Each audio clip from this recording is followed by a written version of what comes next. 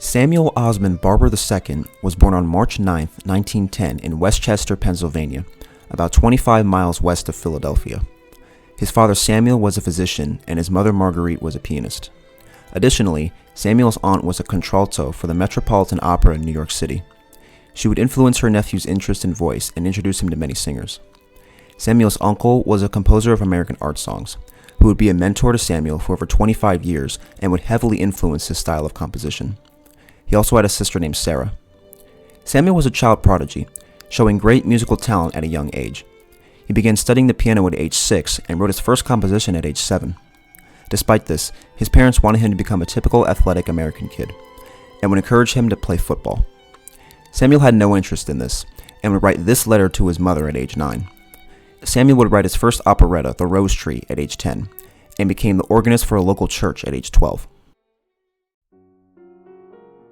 At age 14, while still in high school, Barber entered the Youth Artist Program at the Curtis Institute of Music in Philadelphia. He would ultimately spend 10 years at the institute studying composition, voice, and piano. Barber would graduate from high school in 1928 and soon entered Curtis's adult program. Some of his teachers at the institute included George Frederick Boyle, Isabel Vengerova, Rosario Scalero, Fritz Rayner, and Emilio de Gogorza. Barber would win the Joseph H. Burns Prize in Music from Columbia University in 1928 for a now lost violin sonata. He would win the prize again in 1931 for his overture to The School for Scandal. While at Curtis, Barber began a romantic relationship with fellow composer Giancarlo Menotti. Barber would travel throughout Europe in the summer and fall of 1928, traveling to France, Italy, Czechoslovakia, Germany, Switzerland, and Austria.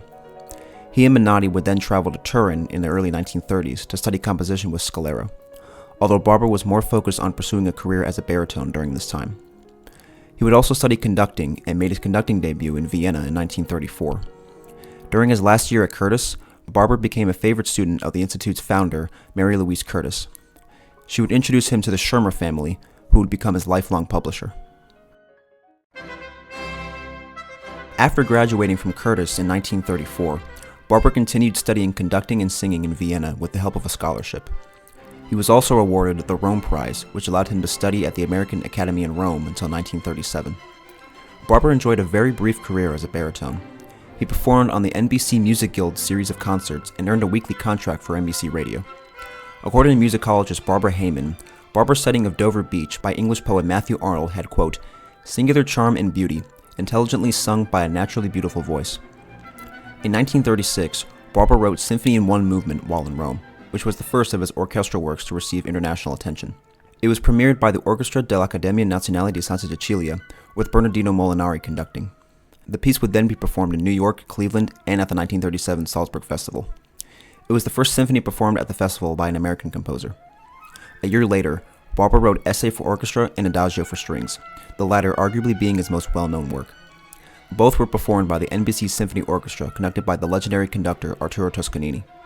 What made this performance quite notable was the fact that to this point, Toscanini had rarely conducted works by American composers.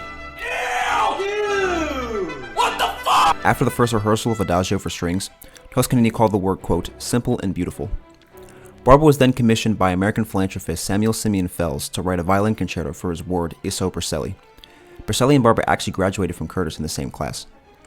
Barber then began teaching at Curtis from 1939 to 1942. In 1940, Barber wrote A Stopwatch and an Ordnance Map, with text written by Sir Stephen Spender. This is where Barber would enter a new phase of composing, largely influenced by composers such as Igor Stravinsky, Arnold Schoenberg, and Bela Bartok. Barber would also join the United States Army Air Corps in 1942. He would write Commando March a year later, his only work that was scored for concert band. It premiered in Atlantic City, New Jersey, performed by the Army Air Force Technical Training Command Band. An orchestral version of the march was commissioned by our old friend, Sergei Kusevitsky, which he premiered with the Boston Symphony Orchestra. The BSO would commission Barber to write several other works as well, including a cello concerto for Russian-American cellist Raya Garbuzova. He was also commissioned to write his second symphony, which was premiered with the BSO in 1944. It was heavily criticized by the press, who considered the piece as wartime propaganda.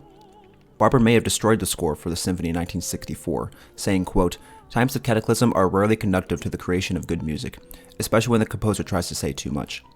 but the lyrical voice, expressing the dilemma of the individual, may still be of reverence. An executive of Barber's publisher, who managed many of Barber's publications, allegedly was an eyewitness to the destruction of the score. However, some have doubted this on the grounds that since Heinsheimer was an executive at G. Schirmer, it would be unlikely that he would just let Barber destroy his own scores in the office of his own publisher. In 1943, Barber and Menotti purchased a house in the Manhattan suburb of Mount Kisco, which was named Capricorn, and where the two of them would live for nearly 30 years. Barber was the most productive while at Capricorn, writing his ballet suite Medea, as well as Knoxville Summer of 1915. Barber was then selected by the United States Department of State as a member of the American delegation for the first Prague Spring International Music Festival. Composers Irving Berlin and Richard Rodgers commissioned Barber in 1947 to write a piano sonata for the 25th anniversary of the League of Composers. The work was premiered in Havana, Cuba by famed pianist Vladimir Horowitz and was a major critical success. Barber then wrote Hermit Songs in 1953, a song cycle with anonymous texts written by Irish monks between the 8th and 13th centuries. The work premiered at the Library of Congress in Washington, D.C., with Barber himself accompanying soprano Leontine Price. Price would also premiere Prayers of Kierkegaard with the BSO in 1954. In 1957, Barber would write his first opera, Vanessa, which premiered at the Metropolitan Opera. Barber would win the Pulitzer Prize for the piece in 1958, and was eventually performed at the 1959 Salzburg Festival, the first American opera performed at the festival. Barber then wrote his second opera, A Hand of Bridge, in 1959, which premiered at the Festival dei Due Mondi. Menotti wrote the libretto for both operas. In the 1960s, Barber would write 3 pieces for the Lincoln Center on the Upper West Side of Manhattan. The first was his piano concerto, premiered by the BSO with John Browning as the soloist. Barber would win his second Pulitzer for this concerto. The second piece was Andromache's Festival for soprano and orchestra, premiered by the New York Philharmonic with Martina Arroyo as the soloist. The final piece was Barber's third and final opera, Antony and Cleopatra, premiered by the Met.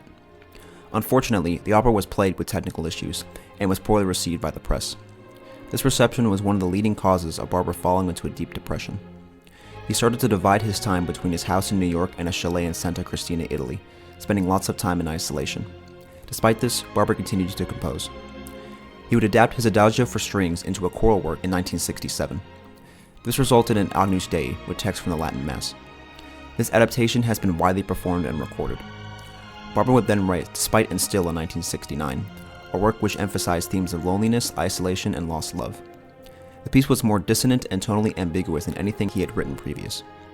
Barber then wrote his cantata The Lovers in 1971, which premiered by the Philadelphia Orchestra and the Temple University Chorus. The cantata was well received. It was around this time when tensions grew between Barber and Menotti. They eventually ended their romantic relationship and put Capricorn up for sale in 1970, but they would remain friends. Starting in 1978, Barber was hospitalized multiple times for cancer treatment. On January 23, 1981, Barber died in a Manhattan apartment. His funeral was held at the First Presbyterian Church of Westchester, and he was buried in Oakland Cemetery. About 2/3 of Barber's output consists of songs and other choral works, emphasized by his brief career as a baritone. Barber's earlier music generally avoided the experimentation of modernism, favoring traditional 19th century harmony and structure, and embracing lyricism and emotional expression. By the 1940s, however, Barber began adopting elements of modernism. A good example of this would be the dissonance and chromaticism evidenced in his cello concerto and Medea's Dance of Vengeance. He would also make use of tonal ambiguity and even serialism in the 1950s. Many of Barber's works would quickly become standard repertoire, in particular Adagio for strings. In addition, nearly all of his works were recorded by the time of his death. Barber has become one of the most celebrated composers of the mid-20th century. Many artists have performed his works, including many of those previously mentioned, as well as soprano Eleanor Stieber and French composer and pianist Francis Poulenc.